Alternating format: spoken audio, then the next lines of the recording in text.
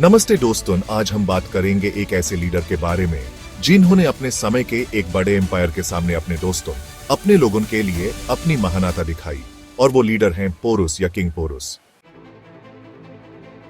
पोरुस का नाम अक्सर हिस्ट्री में एक महान राजा के रूप में लिया जाता है, जिन्होंने अलेक्जेंडर द ग्रेट के साथ लड़ाई में अपनी बहादुरी दिखाई।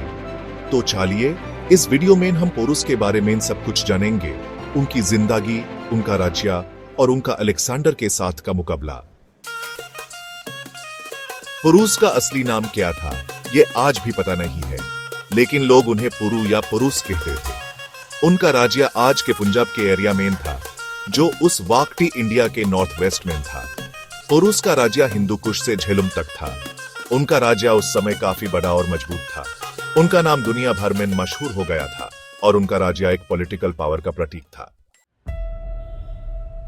अब हम अलेक्जेंडर द ग्रेट की अटैक के बारे में बात करते हैं, जो हिस्ट्री का एक इंपॉर्टेंट मोमेंट था।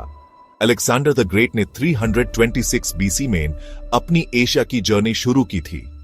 उनका गोल था पूरी दुनिया को जीतकर अपना एम्पायर बनाना।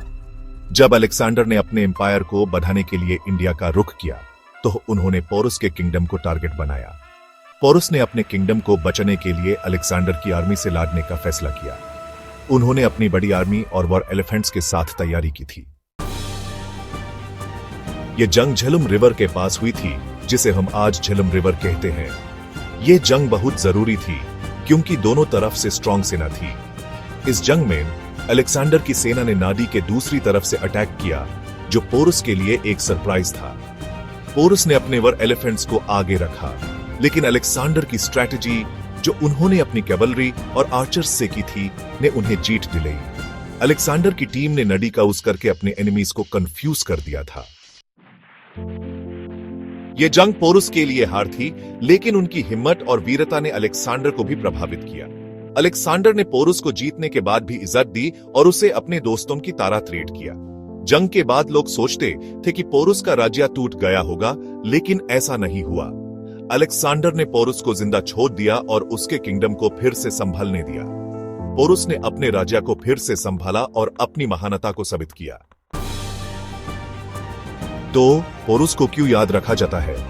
उनका सबसे बड़ा काम उनकी महानता और नेतृत्व था।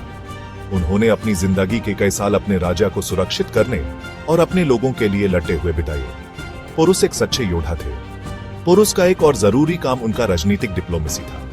अलेक्जेंडर के साथ उन्होंने अपनी सेना की हिम्मत और शौर्य दिखाया, लेकिन वो समझ गए थे कि अगर अपने राज्य को जीतने का मौका मिले, तो वो उसे खोना नहीं चाहेंगे। पोरुस की कहानी हमें यह सिखाती है कि मुश्किल वक्त में अपने सपनों और आइडियल्स को कभी नहीं छोड़ना चाहिए।